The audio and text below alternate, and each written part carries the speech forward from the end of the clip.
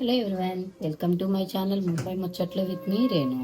దేవుడి సామాను వెండివై క్లీన్ చేస్తాం కదండి. దేవుడి విగ్రహాలు అవి క్లీన్ చేసేటప్పుడు ఏం చేస్తారంటే సర్ఫ్లో హాట్ వాటర్ వేసి కొంచెం పొయ్యి మీద ఒక 5 నిమిషాలు మరగబెడితే అవి విగ్రహాలు వేసి బాగుంటాయండి. ఇగో ఇవి చిన్ని చిన్ని విగ్రహాలు ఉంటాయి కదా, ఇవి క్లీన్ చేసేటప్పుడు కొనలు కూసుకుపోతూ ఉంటాయి. మనం సరిగా క్లీన్ చేయం, అవి నల్లగా ఉంటాయి. అందుకని ఇలాగా హాట్ వాటర్లో సర్ఫ్ వేసి ఒక 10 నిమిషాలు మరగబెట్టేయమనుకోండి, ఆ విగ్రహాలు ఒకసారి తోమగానే మీకు తెల్లగా వస్తాయి. ఒకసారి నేను తోమి చూపిస్తాను. ఇగో నేను ఇప్పుడు వాటర్లో వేస్తున్నాను మరగబెట్టడానికి విగ్రహాలన్నీ. అవి తోమిన తర్వాత ఎలా ఉంటాయో మీకు చూపిస్తాను, ఓకేనా? చూద్దరు కానీ. చూసారా, చిన్ని చిన్ని విగ్రహాలు ఇవన్నీ మనం తోముతూ ఉంటే గట్టిగా నల్లగా ఉన్నాయని ఎక్కువ ప్రెషర్తో తోముతాం కదండి.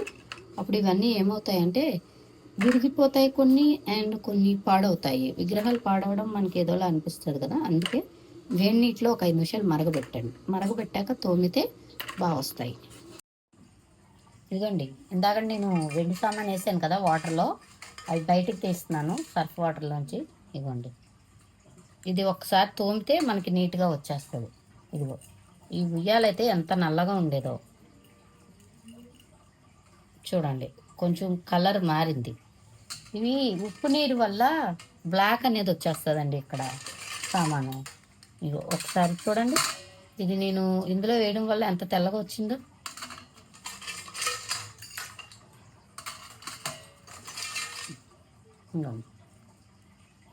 విగ్రహాలు చూడండి తెల్లగా వస్తాయి. ఒకసారి ఇది మనం ఒక్కసారి తోముకుంటే సరిపోతుందండి. పెద్ద ఎక్కువ ప్రెషర్తో కూడా తోమక్కర్లేదు, జస్ట్ మెల్లగా కొంచెం తోముకుంటే సరిపోతుంది. ఇగో తోమి విగ్రహాలు అనకూడదు కానివ్వండి, ఫేస్ షేపులు కూడా, విగ్రహాల షేపులు కూడా మారిపోతున్నాయండి నిజంగాని. అవి స్వర్ణకమలం సినిమాలో శ్రీలక్ష్మిలా తయారైపోతానేమో ఆఖరి కనిపిస్తుంది. ఇవి వెండి విగ్రహాలు మార్చిబుద్ధి అవదండి, దేవుడి విగ్రహాలు. కానీ బుడ్డివి ఇవన్నీ ఏం చేస్తాం చెప్పండి. నేను పెద్ద విగ్రహాలు పెట్టుకోను, అండ్ మాకు ఎక్కువ ట్రాన్స్ఫర్ల మూలన నేను అన్నీ పెద్దవి ఏం తెచ్చుకోలేదండి. దేవుడి సామాన్ కూడా పెద్ద ఎక్కువ పెట్టుకోను, అన్ని చోట్ల మనకు కుదిరినట్టు ఉండవు కదా. ఇవి ఒకసారి క్లీన్ చేసి మీకు ఎలా ఉన్నాయో చూపిస్తాను, ఓకేనా? మన ఇంట్లో ఉంటుంది కదండి సబీనా కానీ లేకపోతే సర్ఫ్ కానీ, దీన్ని పెట్టుకొని, సర్ఫ్ కాదు సబీనాతో ఒకసారి టూత్ బ్రష్తో ఇలా తోముకుంటే అండి బాగా వస్తుంది. నేను టూత్ బ్రష్తో ఎందుకు తోముతాను అంటే ఇవి కొనల కింద ఉంటాయి కదండి, ఇవి కోసుకుపోతాయండి దేంతో అన్న తోమితే వేరే వీటితో. టూత్ బ్రష్ అయితే అన్ని చోట్లకి వెళ్తుంది. ఇవి చిన్నవి కదండి, ఈ షేప్లు అయ్యి వేరుగా ఉంటాయి వీటికి. ఇవి చిన్నవి కదా, ఈ సైడ్కి అది వెళ్ళాలి అంటే ఈ బ్రష్తోనే బెటర్ అండి. మనం క్లీన్ చేసినప్పుడు కొంచెం పీతాంబరి కానీ, లేకపోతే మనకి కోల్గేట్ పౌడర్ వస్తుంది కదండి, పేస్ట్ కాదు పౌడర్, చిన్నప్పుడు వాడేవాళ్ళు 90s కిడ్స్కి అయితే తెలుస్తుంది, 90s పేరెంట్స్కి కూడా తెలుస్తుంది అనుకోండి. వాళ్ళు దాంతో తోమితే బాగా వస్తుందండి. ఇదిగోండి, నేను కోల్గేట్ పౌడరు భీమవరం నుంచి తెచ్చుకుంటాను. ఇక్కడ ఎక్కడ దొరుకుతుందో తెలీదు, దొరుకుతాయండి ఇక్కడ, దొరకనవంటూ ఏముండవు, కానీ నాకు ఎక్కడ దొరుకుతాయో తెలీదండి.